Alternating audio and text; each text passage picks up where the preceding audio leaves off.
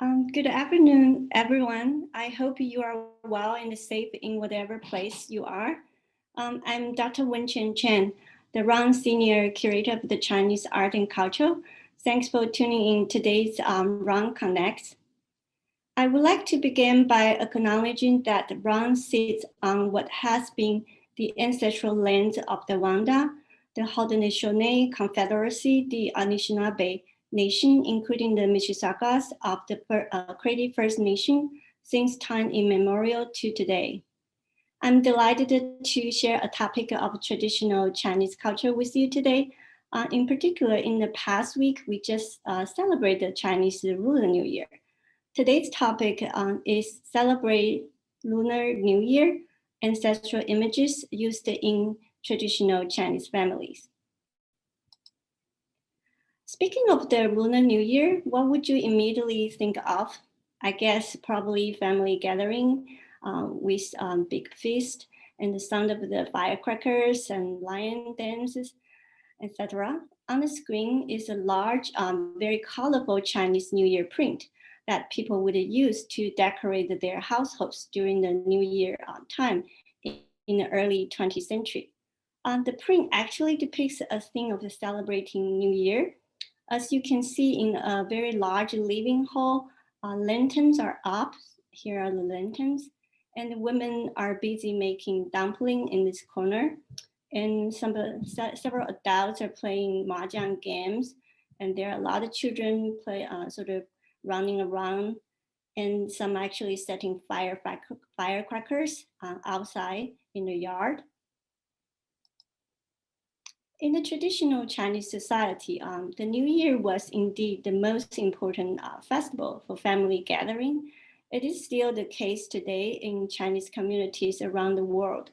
But in tradition, in addition to having good food and drink and the family gathering, in the past, it was also a time to worship gods and deities. And very importantly, it was the time to commemorate one's ancestors. So on the screen, I'm showing you another New Year print that illustrates 8 major activities of the New Year. 4 of them actually involves the rituals or worships. 1, 2, 3, 4 here. And this 3 depicts a worship of different gods. And this one represents the worship of family ancestors. For today's viewers, the idea of ancestor worships may sound a bit strange because we often only use the term worship for gods and deities. However, in traditional Chinese society, people actually believed the ancestors were like a god, the kind of a god who would protect your family. Worshipping ancestor has been of great importance to Chinese since ancient times. So why is so important? We may look at it from 2 aspects. One is the Chinese ancient belief in an afterlife. And the other is the Confucian emphasis on the family lineages and the ceremonies. So first about the afterlife. As early as the Shang Dynasty, which is about more than 2 millennia ago, the concept of afterlife exists. Shang Dynasty people actually believed that their ancestors lived on as gods after they passed on to another world. And Shang royal houses worshipped their ancestors to maintain their rule. This is the beginning of the ancestor worship in Chinese civilization. Second, in the Confucian teaching, which had been the state ideology since the Han Dynasty, one should treat one's deceased parents as if they were still alive. So it's an expression of filial piety. So maintaining a continuous sacrifices to ancestors was very important and was considered the duty of the filial children. You may say that ancestor worship is essentially a ritual, not based on personal religious beliefs, but it's a family ritual. So through performing a proper ritual, not only would the ancestor be commemorated by their descendants, but also the families were ensured to receive the blessings and the protection from their ancestors. So what is exactly the proper worship? It refers to the worship performed in certain days, setting up an altar table, providing offerings, using the images, objects to represent the ancestors, as well as performing certain rituals. So throughout the Chinese history, there are different types of the objects used in funeral ceremony and ancestor worship to represent the deceased. For example, there are wooden sculptures, soul banners, and so on, and wooden spirit tablets with the ancestors' names inscribed or engraved on, like the one I show on the screen, were the most common ones. They are actually depicted in the New Year print I just showed you earlier. By the way, if I show you an images with no indication of the where it is collected, it means it is from the wrong collection. So by the late Imperial periods, which refers to the Ming and the Qing dynasties from roughly 16 to the late 19th centuries, the use of painted ancestor portraits, such as the one on the left, in worship was very popular in both families of these scholar officials and commoners. And alternative images, such as pedigree scrolls on the middle and ancestral prints on the right, were also used from the 19th to the early 20th centuries. All this may be called ancestral images. They functioned quite differently from other objects used in the family rituals. How so? They were descriptive images, which could produce a greater visual effect than a fixed ritual objects. And as ancestral images could depict the people and objects, even the ritual objects. As you see here, actually depiction of the spirit tablet, not to mention along with the faces and bodies of the ancestors. So in today's talk, I will focus on this ancestral images. I will discuss their visual functions and their roles of serving as ritual objects for worshiping during the New Year time in particular. Painted ancestor portraits in particular could serve to evoke physical presence of the ancestors, therefore help worshippers to visualize their ancestors during the ritual. Typical painted ancestor portrait from the Qing dynasty would look like this on the screen. These are paired portraits, a husband and a wife. They are considered the most formal portraits of the forebears. As you can see, the sitters are depicted in seated frontal position, usually four limbs at the center. In this case, against an empty background, sometimes with minimum furnishings. The sitters gaze directly at the viewer, revealing very dignified faces and demeanor. The man would usually wear a formal the garments and the headgears to signify his highest social status in his life. For example, this man wears a Manchu-style ceremonial robe covered with a winter surcoat. So the Qing dynasty was ruled by Manchu. The square badge on the top indicates his official rank, possibly the sixth rank of civil officials, which is symbolized by a white egret. The wife's garment looks gorgeous. In this case, instead of a manju, it is a Chinese ceremony robe, which is considered a wedding gown, matched with a so-called phoenix crown. And she also has a badge matching her husband's rank. So such a portrait would be first used as the focal point in the funeral processions, and then would be hung above the altar table to be worshipped by their descendants on specific dates. Typically would be the birth and death anniversary of the ancestor and the major annual festivals such as the New Year, the spring and autumn festival. The portrait not only served as the focal point for venerations during the worship, but also was considered as a seat for a deceased soul to resign. So to help you visualize how the images might have appeared in front of the worshippers, I'm showing you an 18th century citation and a 17th century painting. The two are not related, but both will give you some ideas how ancestor portraits were used. This painting depicts a large hanging scroll of ancestors in what might be called an image hall in a household. The Chinese ancestor paintings were usually mounted as hanging scroll, a traditional Chinese painting format that allows the painting to be hung against the walls.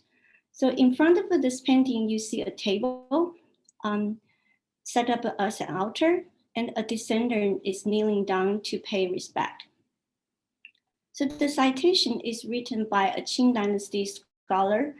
It reads, really, the worship of the forebears images is paramount. Candles illuminate the image hall at night, bringing to mind the voice and the countenance of the forebears.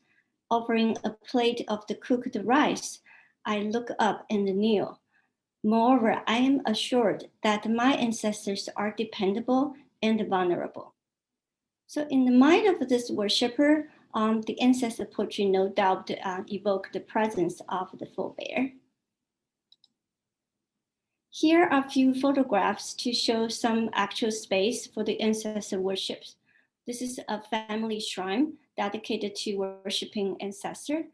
This is an interior view of such a shrine, and a zoom in view here. The most important elaborate annual worship took place during the Lunar New Year time. The ceremony would be held during the day of the New Year's Eve, even before the rituals of receiving other spirits and the gods began. So families would first visit their ancestor tombs and then set up an altar table in their household or family shrines.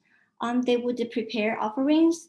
This would usually be steamed buns, a variety of the rice, cakes, and fruit, and the three sacrifices served with wine and tea. I don't know if you can see here a depiction of the three sacrifices. They would take out the ancestor portraits from the storage if they have any, and dusting off and hanging them above behind the altar. They would light up the candles and burn incense when performing the bowing ceremony. There are specific instructions on how to bow and kneel down, usually led by the senior members of the family. The illustration on the right depicts the ritual taking place in a family shrine. But if a family didn't have a shrine, the setup of this worship would take place in the central hall of a household. In most Chinese homes, the main hall had many functions, such as having meals, receiving guests, family socializing, and so on. So it was also the place where the family was reunited for the New Year's Eve dinner. So during the New Year, the family hall would be filled with relatives coming and going to exchange congratulations for the celebrating the beginning of a year, just like what is depicted in this painting. This painting is actually painted for the foreign market, for Westerners to see what a Chinese New Year scene would look like. The ancestor portraits become the backdrop of this festivity as seen in this picture. Here is the ancestor portraits. Depending on the local customs, they would remain on display for days, varying from the third to the middle of the first month, and then they would be respectfully stored away. In some regions, theatrical plays would be offered to entertain both the ancestors and the living offspring during the evenings. In this way, the family celebrate the new year with their ancestors and strengthen the tie among the clans and relatives. Even though ancestors were treated as gods, receiving offerings, they were not considered universal gods, but rather divine family members. In terms of images, some people might prefer formal, dignified portraits of their ancestors, like the one on the screen. Others welcome the more human, approachable looking ancestors. I just love this, the smile of this old gentleman. This example shows a middle-aged couple with a very warm manner as well. The woman even displayed a smile with her mouth slightly open. Such images would by all means encourage worshippers' interaction with them. You may wonder how these ancestor portraits were made, who commissioned them, and what were the patrons' expectations, and so forth. They were indeed made in a wide range of situations, but no matter under what condition, the representational fidelity to the appearance of the sitter was expected, in particular the face. So here I'm showing you a range of the individual face. A common misconception of the Chinese ancestor portraits is that they all look similar. They might have fixed types of dresses, postures, and furnishing, etc. But each individual's face is different. But why face? Because the need to properly identify the forebear during the worship was very important. You don't want to worship some other people's ancestor. And moreover, if the ancestor portraits would function to evoke the descendants' personal emotional connection with their ancestors, one would naturally expect such portraits to express the sitter's spirit or personal traits as well. So in fact, transmitting the spirit is always essential in Chinese portraiture, and the faces are the key elements in this regard. In the best scenario, rich families, such as members of the official elite, typically could commission portraits preserved for ritual purpose when the sitters were still alive. On the screen, this large life-size portrait, which measures about 200 centimeters in height, is a good example. It is an extremely exquisite, high-end portrait painted with incredible details and good with luxury gold pigments. Only a rich family could afford such a portrait, no doubt. But since no one knows when one will die, it was not uncommon to have portraits of living person made most often when the subject was 50 or 60 years old, and then periodically as one aged. In this manner, one's physical and the spiritual likeness could be best preserved in images. So in the ROM collection, we happen to have another portrait of the same person. And in this portrait, presumably made a few decades later, one can see all these unwanted signs of the aging actually shows in this second portrait, such as the double chins, saggy skins, deeper wrinkles, etc. Everything we hate when we getting old. There were other less than ideal situations where portraits were not made during the sitter's lifetime. One such type of portrait is called Jibbu, which literally means lifting of the shroud. It refers to sketching a dead person's appearance by looking at his or her face before the burial. The painter had to lift off the shroud to sketch the person's face. So the challenging is that the painter had to visualize a person beyond the closed eyes and the very stiff skin of a dead body. Because the painter could not see the person's eyes, or you may say eyeballs more precisely, which were central for bringing out a person's spirit. Following certain personality types was one solution. The other type is called the 追容, recapturing the appearance. It refers to rendering a portrait of a person who had usually passed away long ago. One can imagine the challenges a painter would face. In a situation like this, since the painter could not rely on the subjects to draw from, he would depend on patrons' descriptions of the subjects and combined it with the use of some model drafts. For instance, using the children's appearance as the inspiration. Another type of the model a painter could rely on is a sort of the Facebook, like the ones on the screen. The painter would show his this kind of a Facebook or sketchbook of numerous draft faces he had kept from other commissions to his patrons. And then the patrons would decide on a face, sometimes could be a combination of two faces that they believed most resembled or most probably represent their forebears' form. Apparently, Zhuirong was far from ideal, but not at all an uncommon situation. The following story about a person named Song Wan I'm about to tell you is revealing in this regard. Song Wan lost his mother in a very young age. Every time he thought about her appearance, tears would flow. Certain painter from a big city claimed for himself the skill of the bringing back someone's true likeness, even the person had passed away several decades ago. So Song hired him to do a portrait of his mother. The painter requested an altar to be set up in a clean room, and the painter also asked Song to perform some bowing ritual, and he wrote spells for 3 days, and then the door window were locked after Song went out.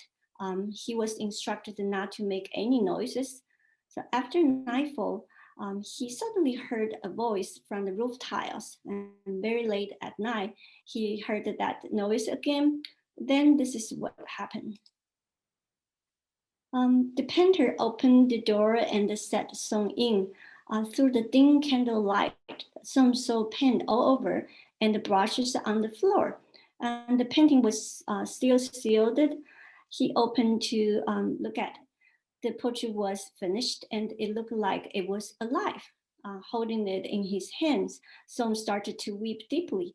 He rewarded the painter heavily. The painter told him beyond 60 years, it would be impossible to render a lifelike images.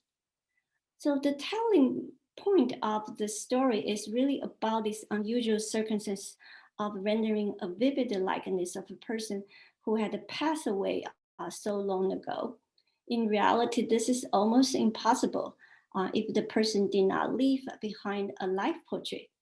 However, by involving a supernatural kind of a ritual power and the painter's magical ability, Philia Song was rewarded with desired images of his mother.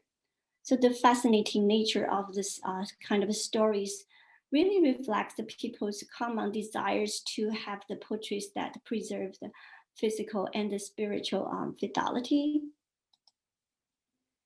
You might wonder if painted ancestor portraits are still in use today.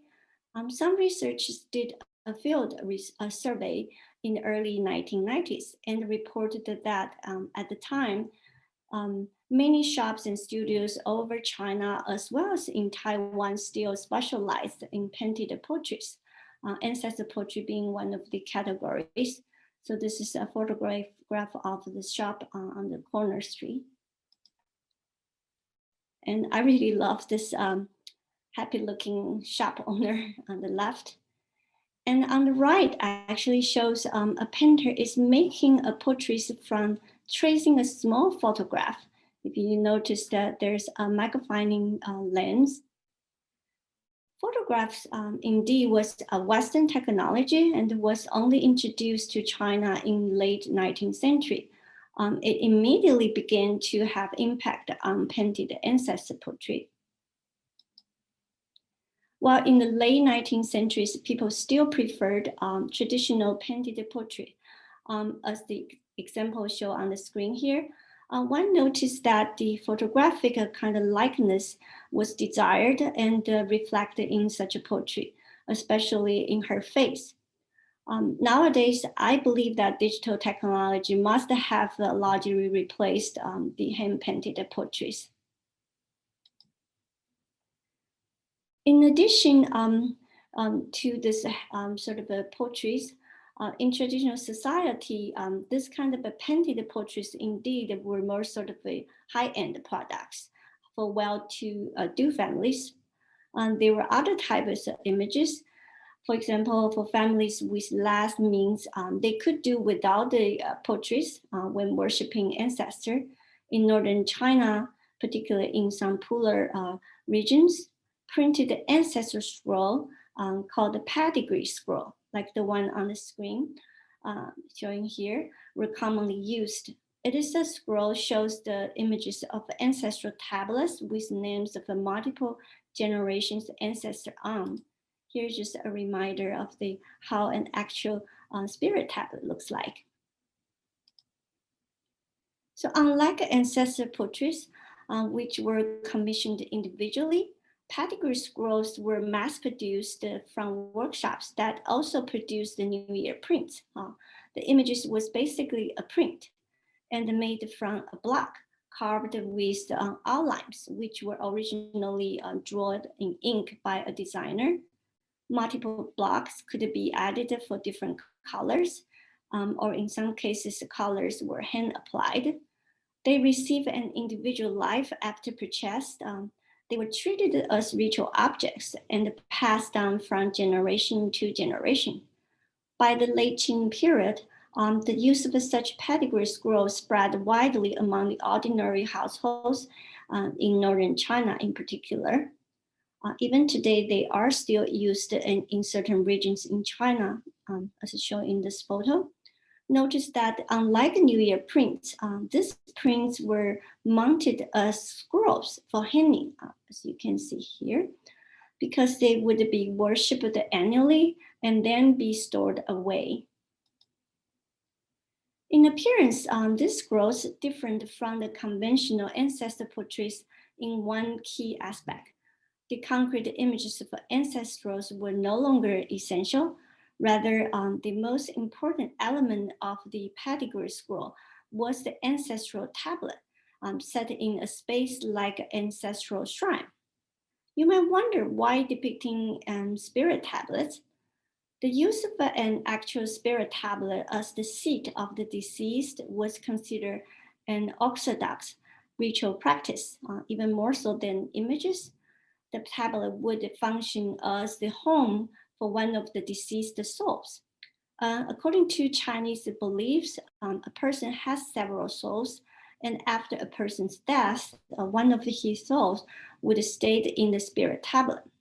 So commonly, they are collectively ancestral tablets kept inside a cabinet in a household or ancestral shrine. So the representation of the spirit tablets set in an ancestral shrine-like kind of space seems to be a convenient sort of alternative for families who couldn't afford to have an actual ones in reality. So the pedigree scroll, even though not depicting concrete images of one's ancestors, could be packed with a lot of interesting visual elements. The two prints on the screen share a common composition. It depicts a front gate with walls and a pair of the lion statues standing on each side. In this lower section, there's a courtyard behind. And then a short path leads to the inner hall for the worshiping. The overall composition is neatly symmetrical with the gate and altar running through the central axis. And you see paired elements on each side. This layout was no different from that of an actual ancestor shrine. So how do ancestor names appear in such a scroll? First of all, the rectangular sort of tablet in the center here is preserved for the seat of the earliest ancestor, and the rest of the space is filled with numerous rows of tablet space, where you put ancestor names on. Each row would designate one generation. The images on the right here has been used. As you can see, the names of ancestors were inscribed here, but the one on the left is a brand new one. I also want to point out that since the scroll functions as a pedigree, it focused on the male-centered line of the descent. Therefore, the women's names were recorded only as the wives of the male forebear. Sometimes pedigree scrolls also include general images of a male and a female sitting behind the altar, like here. Presumably, they symbolically represent the founding ancestors. Here, the spirit tablets appears more like a grid. Other figures could also be included. A common configuration was to place a group of people along each side of the gate, with a few children depicted in the courtyard. Let's take a closer look of these figures. So this image shows a group of descendants on the left side of the gate. You see a middle-aged man and a young man wearing official robes, and a young boy behind them, and an elder is attended by a few boy servants who carry the food basket and a lantern. These figures represent layers of meanings.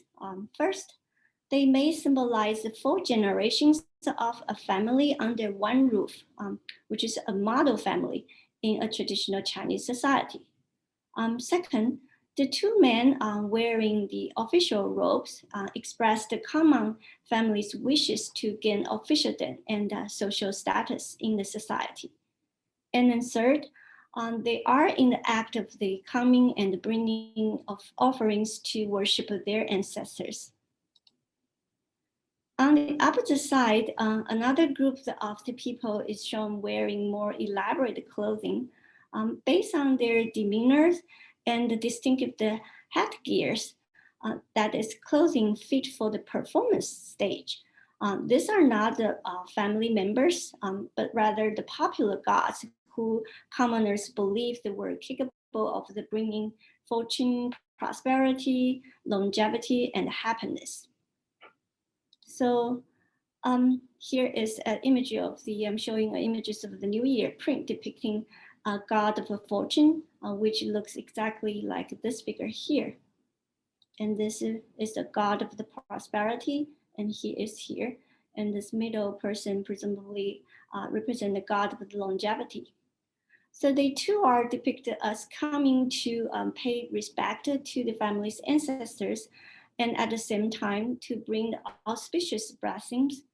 To sum up, ancestors, other family members, and auspicious God all conveniently appeared in one constructed space of a pedigree scroll. Other added elements could include auspicious symbols and items, such also items were often seen in the New Year pictures. For example, the pine trees, the pairing deer and the crabs, they all express the idea of longevity, and children are dressed up for New Year and are lighting the firecrackers. After all, the most important time for the use of the scroll was the New Year. A pedigree scroll could serve a double function. In addition to be a ritual object, it was seen often as a beautiful work of art. The scroll would naturally become a centerpiece in the main hall of a domestic home. And for many of the humble families in rural China, this might have been the only work of art that they ever hung in their homes. It's proper to say that a pedigree scroll would be loaded with the images that inspired harmony among the generations, evoked auspicious thoughts, and was very pleasant to view. Lastly, I'm going to introduce you the cheapest ancestral images among all, which is a type of mass-produced print commonly called the ancestor of the 3-generation print. Such prints were created in a format no different from the regular New Year's decorative and deity prints. This type of prints represents a generic images of a couple dressed in the formal attire as the ancestor, usually sitting on the top of the print, and framing a tablet on which the ancestor of the 3-generation is inscribed. So there's no need to inscribe any individual's names of your ancestors. The images also include a reference to an ancestral shrine by depicting a roof and other architectural elements in relatively simple manner. Such a print would be not mounted, but simply pasted onto the wall for worshiping. As I mentioned, they share similar sized artistic features and colors, designs with the New Year print. The right images on the screen is a New Year calendar print. A stove god with his wife.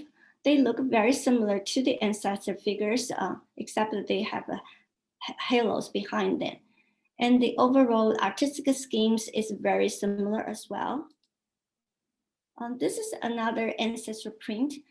Not only the artistic features, but also some of the motifs are shared with the New Year prints. In addition to the images of ancestors, typical things in ancestral prints, including heavenly official bestowing happiness, winning the 3 successive the first place in the civil examination, like the one depicted here. The motifs were also very popular in regular New Year prints, but they seem particularly suitable for the ancestral print.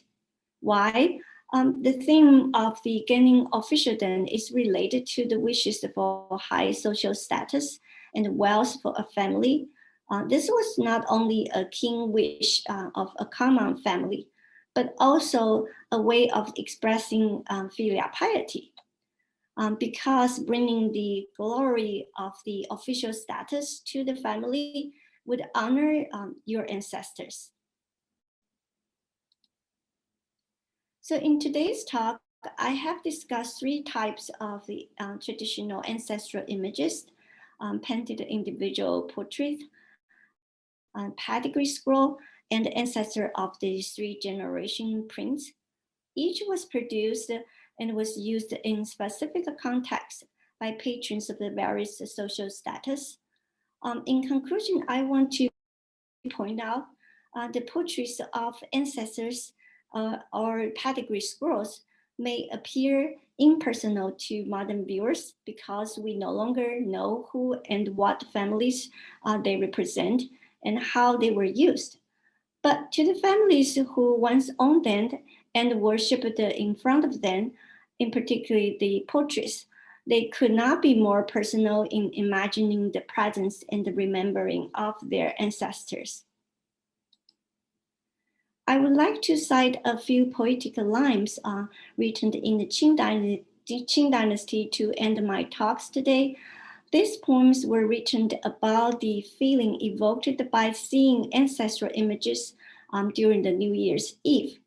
The first one says, hanging above in the image hall were portraits of my great-grandfather and grandfather, who used to pat my head and tuck my clothes.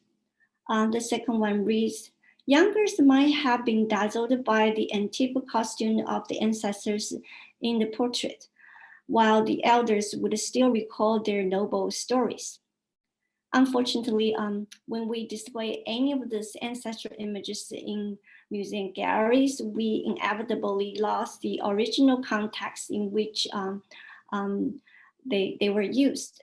But I hope that my talk today help you gain some fresh understanding of the visual functions and the roles of the ancestral images used in the traditional Chinese families. So thank you very much for listening. I think we have a couple minutes. We can open the floor to question. I can take questions. Let me just put this image here. Let me check the Q&A box here.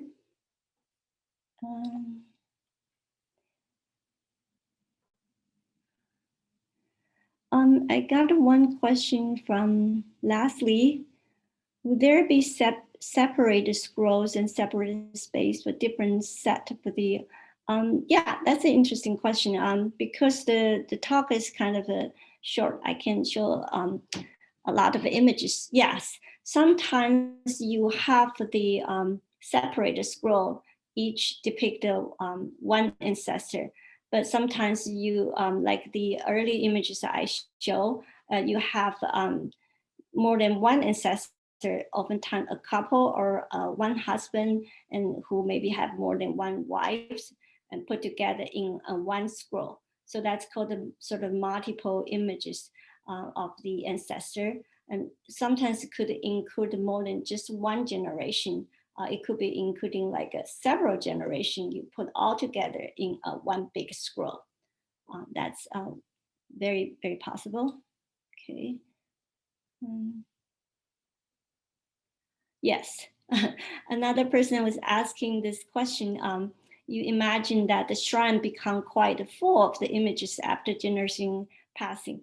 So the way to deal with is just the one I just mentioned. People start to make a so-called die tool, which means the ancestors portrait of the multiple generations. So they would base on the earlier individual portraits to create another portrait that, but reduce the size of each individual ancestor and put all together in a larger scroll. That's one way to solve the problems. Yes.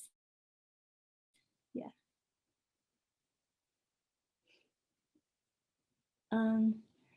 Okay. So this is one question not related to the talk topic, but I'll try my best to answer because it's from a 10-year-old boy asking about how does the lion dance related to the traditional Chinese family celebration.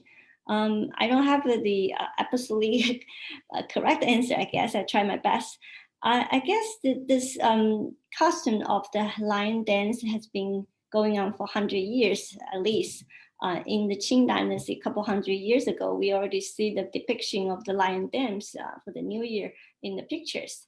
I guess the lion is a very powerful sort of animal creatures that also symbolize wisdom and is considered a protective the creature. So vigorously kind of a lion dance, I guess it's supposed to bring the energy to the New Year celebration and perhaps also ward off the evil spirits. That's the major idea, I think.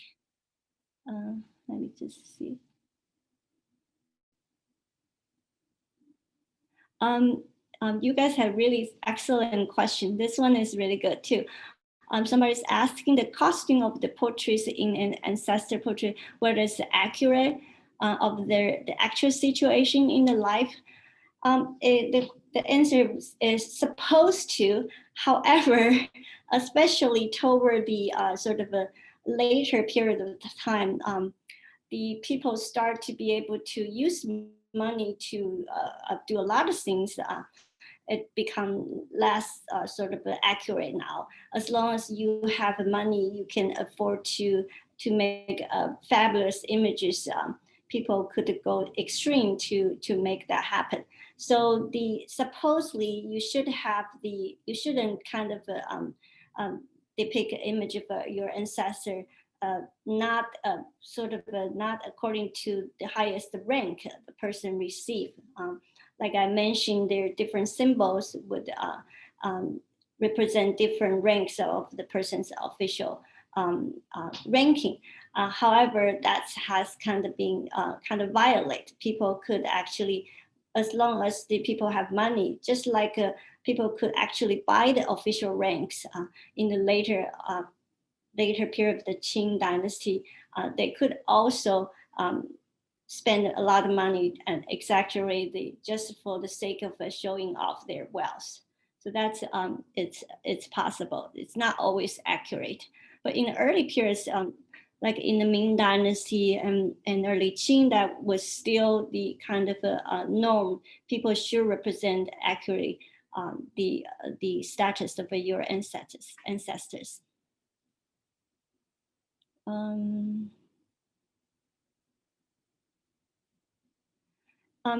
Are pedigree scroll and the 3-generation scroll still used today? I think a pedigree scroll are still in use. I even find that the online shop you can buy those kind of scrolls. They were kind of more popular in the northern region of the China. And as for the 3-generation, the ancestor of the 3-generation prints, probably not in use very often, because even the New Year prints are no longer popular after the revolution time. It was kind of abandoned. So I don't think the 3-generation type, the prints have been used anymore. Is this edition?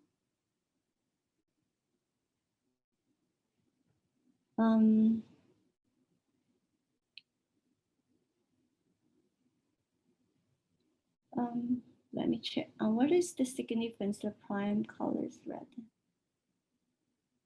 That's an interesting question. Somebody noticed that a lot of the color, the green and the red, used in both the sort of the New Year prints, right? I guess that's the considered red is considered most of the auspicious color. It has been like that since the Han Dynasty. Red symbolized the yin energy of the yin and yang. Red color usually symbolizes living and the yin and sort of a life. So that's very prominent color. I think probably green as the contrast color that has been used a lot too.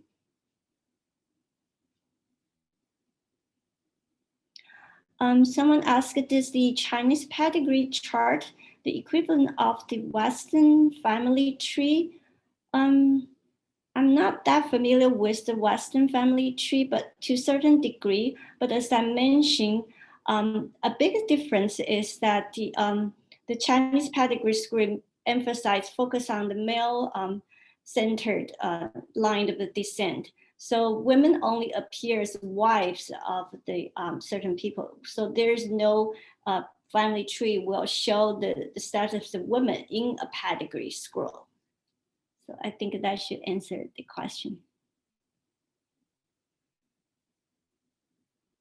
I don't think China right now maintains any national database of family pedigree. I wish there's some, but I don't think so. There's an interesting question about the pedigree scroll passed along the family. Usually it's passed along the oldest son in the family has it. And also during the New Year time, they worshiping this pedigree scroll become a way to have the family getting together. So it's a way to strengthen the tie between the sort of families members. There's a strict rules about passing down the pedigree scroll.